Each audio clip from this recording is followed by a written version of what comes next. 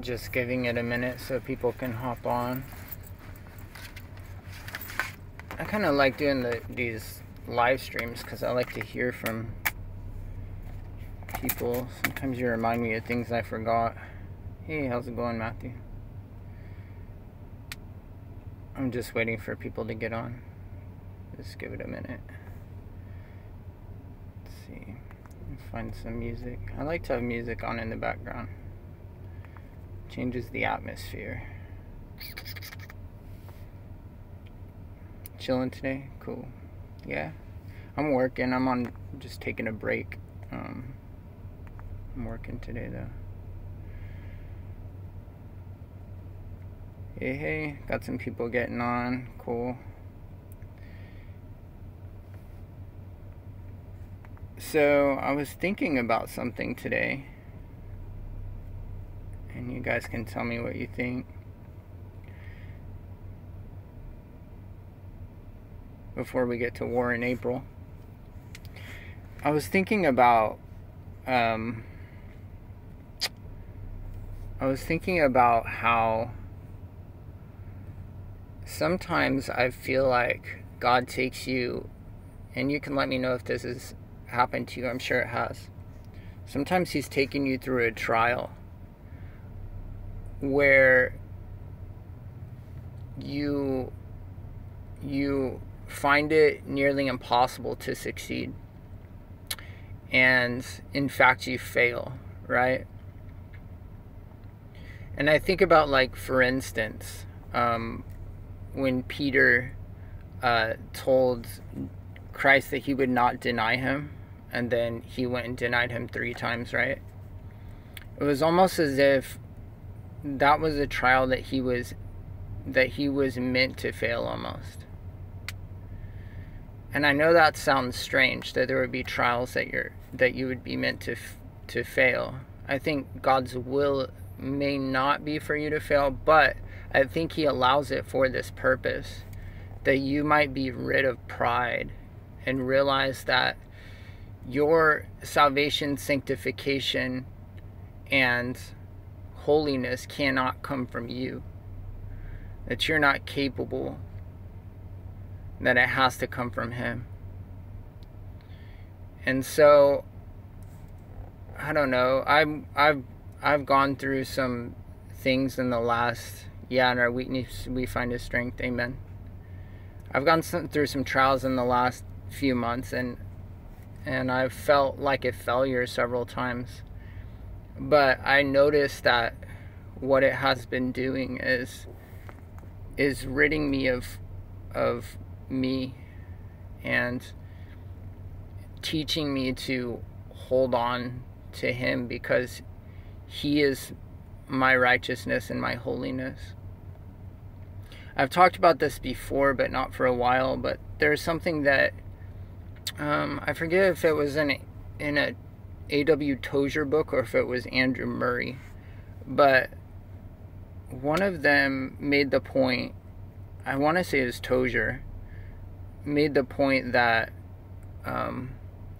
when Jesus appeared to Moses in the burning bush, or when He appeared to Joshua, that He said, take off your sandals because you're on holy ground, right? But the ground wasn't holy in and of itself. The ground was made holy because of God's presence on the ground. There's no attribute of the ground that could make it holy, no matter what you did to it. No matter if you removed every weed and every rock, it could never be holy. Its holiness was simply a product of the presence of God. And that's the way it is in our lives too. We have no holiness in and of ourselves. No matter how many weeds and rocks of sin you remove from your life. And not that you shouldn't attempt to allow God to clear out your life of those things, but it won't make you holy. It's only God's presence in your life that that could set you apart. He brings his righteousness into you, and that's what sets you apart. So I was thinking about, on another topic, I was thinking about this word that several people got in March, that the war would come in April. And probably some of you know more than I do about the moves that are being made from a political military perspective. But I know that Russia and the US have removed each other's diplomats in large part. And normally, I don't believe that happens unless war is imminent. Usually when that happens, I don't think there's continued negotiations. I think the talking's pretty much over, and that we're getting pretty close to the kickoff. The first prophetic dream I ever had was probably, I don't know, 2.5 years ago now. And what I saw was a canoe, and in this canoe were 10 people. And we were headed away from the United States. I was in the canoe with the 10 people. And one of the people in the canoe was Vladimir Putin. And this was before Vladimir Putin became, was really publicized as a threat.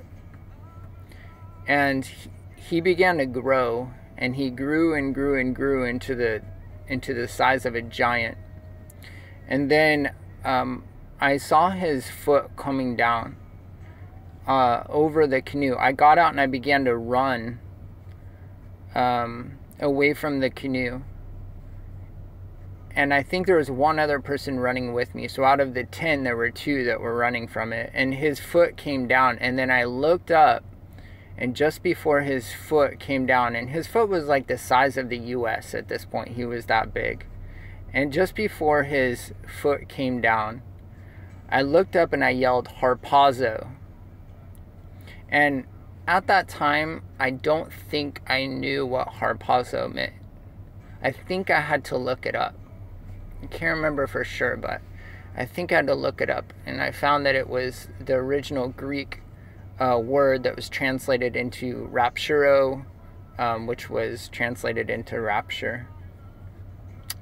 So ever since that point, I've been waiting for the attack from Russia, because just before that happens, just before Putin's foot comes down, the rapture will occur.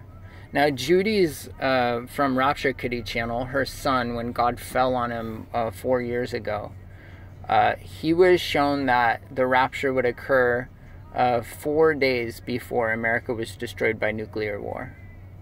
Because America is Babylon the Great, and it will be destroyed in 1 hour by nuclear war.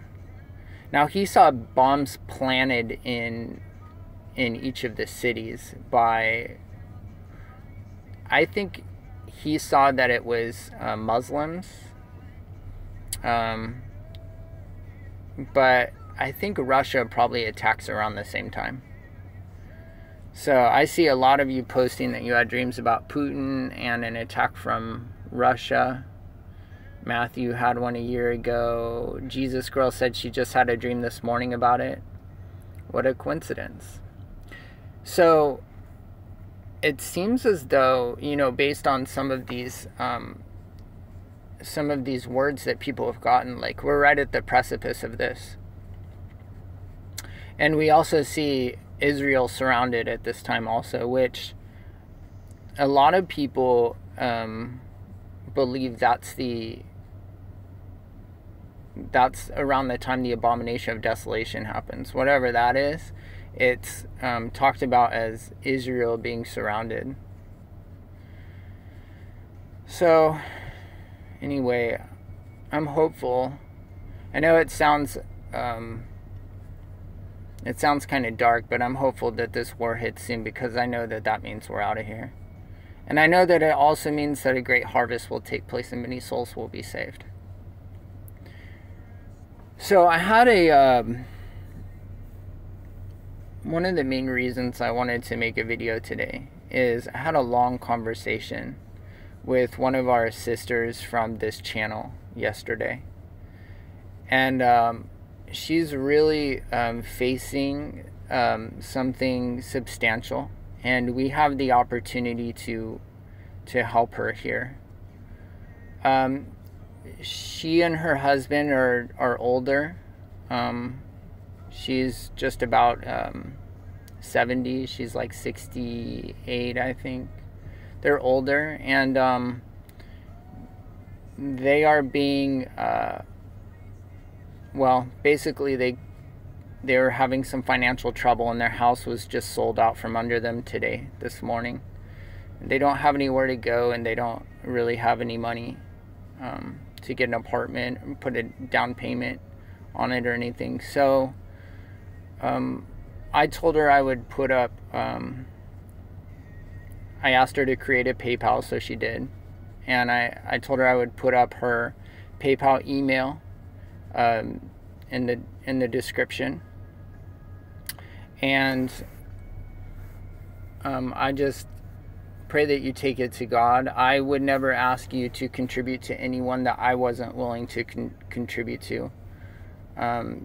She's a spirit-filled lady, and I didn't get the impression that she's trying to deceive anyone. In fact, was very hesitant to create a PayPal and to let me do this. But I told her that in a season of my life, there was a time when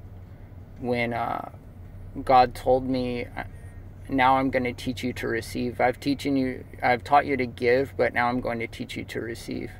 And sometimes he takes us through seasons in our life where he is teaching us that, where we do need help from others. And it takes us letting go of some of our pride in order to receive that help. But I think God has a purpose in that. So I'm going to put in the description of this video, I'm going to put her PayPal email. And if you feel led, drop her a couple bucks. Every little bit helps. It doesn't have to be much. This is what we're called to do as the body, to help each other. In the book of Acts, the church, it says that no one ever had too much and no one ever had too little, because they shared whatever they had. And it's the way that we're supposed to live as believers. It's the way the kingdom works. So anyway, I think that's all I really had for today. I have to get back to work. But I love you all, and I'll talk to you soon. If not here, then in the air. Okay, bye.